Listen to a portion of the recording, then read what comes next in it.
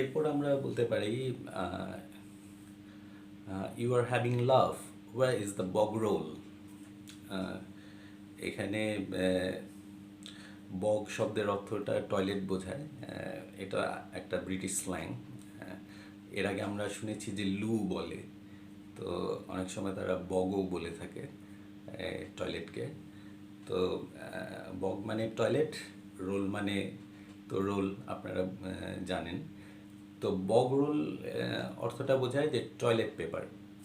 হ্যাঁ, তো এটাকে ফর্মাল সেন্টেন্সে বলতে গেলে বলা যেতে পারে যে you must be joking, where is the bog roll. No, where is the bog roll হবে না, where is the toilet paper. You must be joking, where is the toilet paper.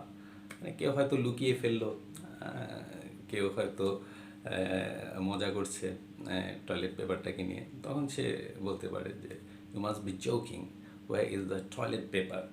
বা you are having love, where is the bog roll. দুভাবেই বলা যেতে পারে। ওকে বন্ধু, তো আজকে এই পর্যন্তই। তো সবাই ভালো থাকবেন। Thank you.